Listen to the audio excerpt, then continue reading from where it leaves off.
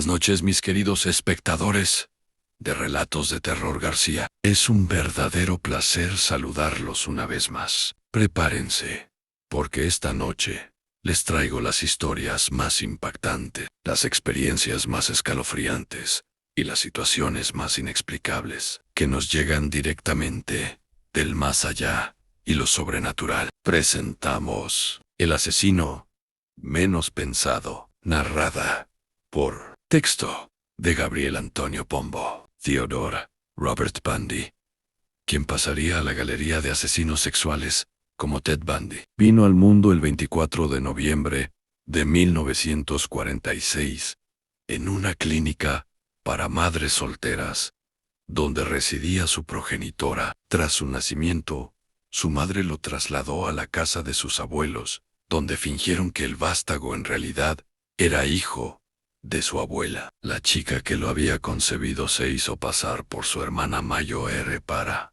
mediante ese subterfugio, esquivar la vergüenza de admitir que ese bebé era fruto del desliz de una madre soltera. Recién cuando el pequeño contaba con 4 años, la autora de sus días aceptó su maternidad y se trasladó con a la localidad de Tacoma, Washington, donde fue a vivir con unos parientes lejanos. El niño nunca comprendió la razón de aquel cambio y no perdonó a su madre que le alejara de su abuelo, al cual mucho respetaba y quería. La mujer se casó y a partir de entonces, el menor adoptó el apellido de su padrastro, un cocinero del ejército llamado Johnny Culpeper Bundy. Aunque el chico no mantenía buena relación con aquel hombre, el matrimonio de su madre prosperó y nacieron de él 4 niños, a quienes el futuro homicida cuidaba. Después de salir de la escuela, Ted Bundy fue un excelente estudiante que sacaba elevadas calificaciones en todas las materias. Incluso obtuvo una beca para estudiar chino. El primer amor del jovencito resultó Stephanie Brooks, millonaria, a la cual conoció en una pista de patinaje sobre hielo. Vivieron un fugaz idilio amoroso que rápidamente se frustró porque la chica no le veía porvenir a su novio y rompió el compromiso. Ted nunca pudo aceptar este desaire. La muchacha seguía escribiendo largas cartas ante la insistencia de su enamorado, pero siempre le dejaba claro que no estaba dispuesta a reanudar la relación sentimental. Se especuló que la frustración causada por esa negativa sacó a luz la psicopatía que potencialmente lo aquejaba. En 1969, descubrió que lo habían engañado durante toda su vida. Su hermana era su madre y aquellos que él creía que eran sus padres, en realidad eran sus abuelos. Su temperamento sufrió un drástico cambio emocional y de la timidez pasó a mostrar esporádicos, pero virulentos, arranques de mal genio. Conoce a Meg Sanders, una secretaria divorciada, quien consideró que Ted podría ser un perfecto padre para su pequeño hijo. El vínculo afectivo duró 5 años. Pero el joven seguía pensando en Stephanie, única mujer a la cual verdaderamente amó. Desde aquellos días hasta el año 1972, intentó hallar un espacio en el ámbito laboral. Trabajó sucesivamente para un bufete de abogados, en la campaña política de un senador republicano y en una clínica. En 1973, durante un viaje de negocios a California, se reencuentra con su viejo amor. La chica aprecia el cambio que cree ver en Ted y el esperanzador futuro que ahora aparenta tener. Vuelven a convivir y pasan un apasionado invierno, prodigándose recíprocas muestras de cariño. De improviso y sin mediar motivos razonables, el novio comienza a tornarse frío y despectivo con su pareja. En febrero de 1974, la abandona sin darle explicaciones, culminando. De esa manera, su revancha dio la impresión de que todos aquellos años de estudios brillantes y de trabajos promisorios únicamente habían tenido por propósito incitar a Stephanie a volver con él para luego poder vengarse por su anterior rechazo. Cuando aún estaba conviviendo con su novia, Pandy asesinó a una adolescente de 15 años, a la cual encontró haciendo autostop. Le cortó la garganta mientras la sodomizaba. El 4 de enero de 1974, agredí brutalmente a Johnny Lynn, a la cual le introdujo la barra de una cama en la vagina. Pese a la gravedad de las heridas recibidas, la agredida sobrevivió, constituyéndose así en la única víctima de esos ataques que no pereció ante la furia besánica del maníaco sexual. Durante ese verano, desaparecen 7 estudiantes de las universidades de Utah, Oregón y Washington. La policía advierte un patrón de conducta homicida. Todas eran chicas blancas de melena negra peinada, con raya al medio. En agosto de ese año, los detectives hallan los fragmentos de 5 huesos de pierna, 2 cráneos y un trozo de quijada. Intensas pericias forenses permitieron reconocer que los restos óseos pertenecían a las jóvenes Janice Sott y Denise Nesland, desaparecidas el 14 de julio. Varios testigos comentaron haber visto a Janice ayudando a un hombre que llevaba su brazo enyesado y que le pidió auxilio para cargar unos trastos en su bote. Denise también la vieron poniendo unos trastos en la embarcación de un atractivo joven. Se verificaron historias semejantes en las universidades donde concurrían las otras víctimas. Se comentó que las estudiantes fueron observadas mientras colaboraban con un caballero que portaba una prótesis en su pierna y al cual se le habían caído los libros que trabajosamente llevaba consigo. Otros declarantes señalaron haber contemplado a víctimas auxiliando a un sujeto que se había quedado sin combustible en su coche. El 18 de octubre de 1974, el cadáver de una chica de 17 años es hallado tras haber sido estrangulada, sodomizada y violada. Era hija de un agente de la policía de Utah. La prensa ventila los crímenes, informando que se trata de la secuencia debida a un mismo homicida. La población norteamericana queda sumida en el miedo por el grave peligro que acecha a sus féminas. Se efectúa un retrato robot, diseñando la posible fisonomía del criminal en base a los relatos testimoniales. Ese dibujo sale publicado en los periódicos. Un amigo de Meg Sander, antigua pareja de Ted, lo reconoce y le confía su descubrimiento a la mujer, la cual rechaza la posibilidad de que su gentil exnovio pudiera ser el temido delincuente. A finales de 1974, se le comunica a la policía respecto de tales sospechas, pero no se le da importancia y se archiva la denuncia. El acusado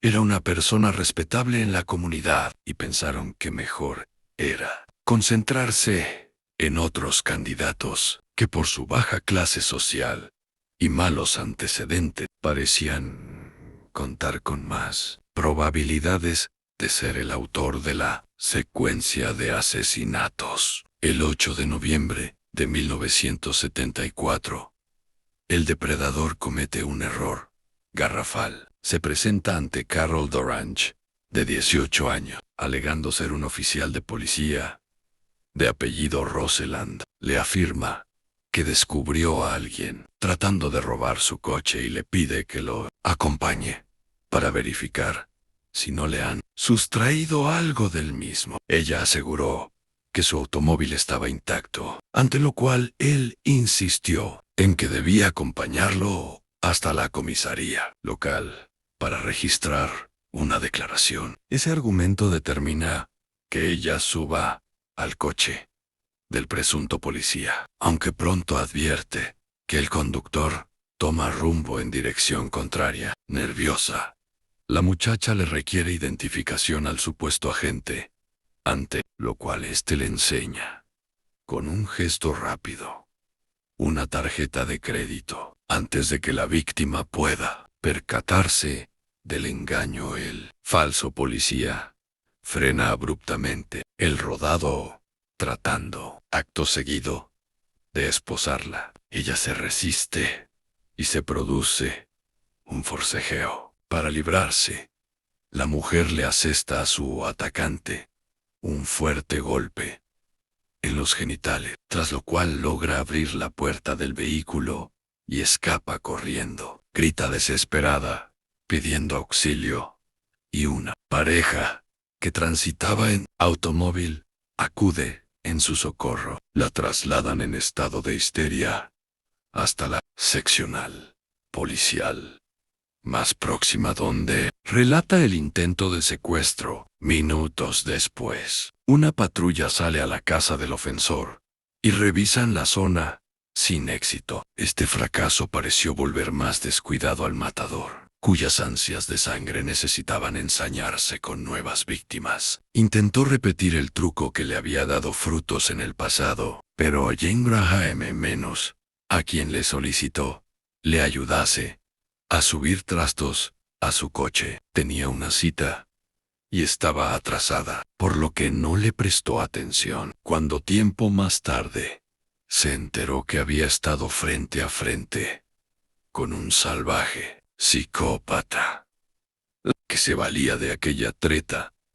para asesinar a las buenas samaritanas. La atónita joven no podía dar crédito a la suerte que tuvo aquel día. Cada vez más perturbado ante la falta de presas humanas, Bundy modifica su modus operandi. El 12 de enero de 1975, Karen Campbell, junto a su esposo y 2 hijos, gozaban de unos distendidos días de vacaciones en un hotel. Su marido y sus niños la aguardaron en el vestíbulo, pero ella nunca acudió. No se supo cómo el criminal, que esa vez no lucía su falsa escayola en una pierna o en un brazo, logró convencer a la esposa para que lo siguiera. Lo cierto fue que, un mes después, unos trabajadores ubicaron su cadáver en la ladera de una montaña. Había sido estrangulada, golpeada y violada igual que las anteriores. La policía peinó a fondo la región del hallazgo, valiéndose de perros sabuesos. Casi de inmediato, hallaron el cuerpo en avanzado estado de descomposición de Susan Rancourt, una muchacha desaparecida el anterior verano. Siguieron buscando, y sus rastreos los condujeron a localizar un cadáver más irreconocible aún, el de Linda Healy, la primera desaparecida de aquella siniestra serie. Los restos mortales de juveniles mujeres continuaban apareciendo, sin que hubiera pistas que condujeran a la detención del responsable, el cual seguía matando. En Colorado se encontraron otros 5 cuerpos femeninos, mas todas las víctimas fueron aporreadas con una barra de hierro y torturadas morbosamente antes de morir. El sadismo y la brutalidad exhibidos en los ataques de este sexópata nos enfrentan ante uno de los ultimadores seriales más despreciables. Por ello, no se comprende que un sector de la prensa se haya limitado a presentarlo como un hombre seductor, inteligente y atractivo, e incluso llegara a poner en entredicho la razón y justicia de su condena a la pena máxima, pese a tanta bajabasada y a los errores producidos por la compulsión de violar y asesinar, que lo tornó más descuidado a medida que continuaba con sus asaltos. La captura del criminal solo se lograría gracias a la casualidad. El 16 de agosto de 1975, en el curso de una comprobación vehicular de rutina, unos agentes de tránsito hicieron señas para que se detuviese el automóvil, conducido a alta velocidad por el victimario múltiple. En vez de frenar, el conductor aceleró aún más su marcha, y los policías lo persiguieron en su patrulla, hasta darle caza. Los documentos del automóvil estaban en regla, pero bajo el asiento delantero se descubrieron ciertos elementos sospechosos que, sin duda, fueron los que justificaron el intento de fuga ensayado por el ahora detenido, a saber, una barra de hierro, una máscara de esquí, una cuerda y un grueso rollo de alambre. Creyeron que era un ladrón y lo llevaron esposado a la comisaría. No obstante, tras un chequeo más minucioso se comprobó que el vehículo coincidía con la descripción aportada por Carol Darrow. Tras esa verificación, y como tampoco supo explicar las razones de su desacato ante la orden de aparcar su rodado, se acusó formalmente a Ted Bundy como responsable de haber pretendido secuestrar a aquella chica. El 2 de octubre se practicó una ronda policial para identificar al supuesto atacante, y allí el detenido fue expuesto junto con otras 4 personas, a fin de que éstas lo observasen a través de una mirilla. A este procedimiento acudió, además de DeRonch, la joven Jean Graham y un amigo de Debbie Kent, una de las víctimas, quien había visto por última vez a su amiga acompañada por un desconocido. Los 3 testigos concordaron en que se trataba de Bundy. Al fin se había atrapado al tan buscado victimario serial que mantuvo en vilo a las fuerzas del orden y a la ciudadanía. Él siguió negando sus crímenes y aseguraba que todo aquello resultaba ser una terrible equivocación. Como había estudiado derecho, se defendía con suma destreza y soltura verbal frente a las acusaciones. Su suerte quedó sellada cuando un odontólogo forense presentó la prueba decisiva. Su dentadura casaba perfectamente con las marcas de los brutales mordiscos que el agresor dejaba impresos en la piel de las mujeres. Lo condenaron a la pena capital como responsable de 14 homicidios, especialmente agravados. En la cárcel trató de diferir al máximo la fecha de su ejecución. Pretendió haber perpetrado más cantidad de asesinatos, inventando detalles y aportando datos inconexos, para así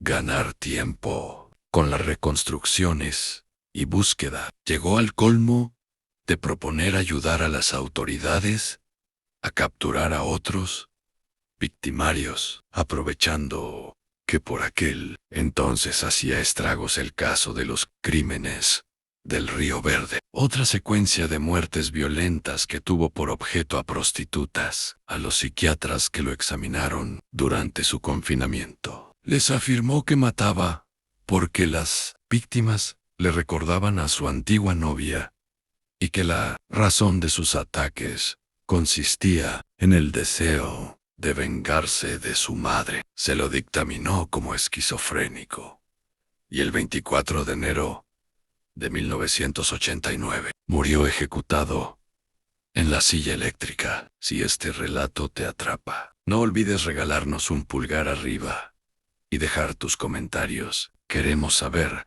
qué te pareció. Gracias por ser parte esencial de esta comunidad. Su apoyo es nuestra inspiración. Saludos a todos nuestros fieles espectadores. Hasta la próxima, y que el miedo los acompañe. Síguenos en todas nuestras redes sociales.